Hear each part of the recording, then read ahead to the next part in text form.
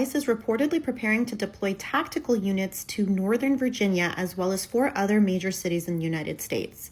Here's everything you need to know and what your rights are in this situation. According to news reports, ICE intends to deploy special response teams. These are agents with long guns, tactical gear, and armored vehicles. They're usually used for high-risk operations, but ICE just deployed them to Los Angeles as we saw them used in order to shut down protests that were happening there. So now, according to sources familiar with the planning of these operations, these teams are going to be sent into 5 cities, including cities in Northern Virginia, as well as New York, Philly, Chicago, and Seattle. So it's important not to panic and to get prepared. If you're undocumented or if you have a final order of removal, this is for you. First, it's really important to know your rights. For instance, if you're at home, it's important to know that you have the most protection there. And that's because ICE cannot enter your home without your consent or without a warrant signed by a judge.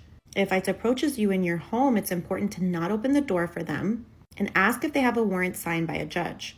If they claim they do, they can slip it under the door, or you can ask for them to hold it up to a window. Also, it's important not to speak to them and instead hand them a Know Your Rights card. These are something that you can get off the internet. Just type in Know Your Rights card in Google and you can print it out and keep copies of it. If you say anything at all, say I'm exercising my right to remain silent and I wish to speak to my lawyer. Also, it's important to never lie or provide false documents. Also, it's really important to avoid large crowds, including protests, even peaceful ones. Ultimately, at the end of the day, it's your decision if you want to attend one of these or not. But if you do, it's important to know to stay away from people who might attract ICE attention, especially those with a criminal record or unclear legal status. And most importantly, make a safety plan. Create a power of attorney for your kids, for your finances, or your property. This will help if you're detained, so that way you have a trusted person that's able to make decisions for you.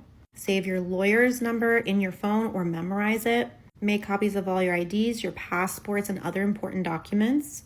And if you have kids, it might be a good time to talk to them so they know what to do in case something happens. Now, there are tons of protests scheduled this weekend, Saturday, June 14th, across the country, dubbed No King's Day. And these protests are in response to the Trump administration's policies. The largest protest that's planned is in Philadelphia, but we will also be having some in Northern Virginia, as well as in DC, which is right in our backyard.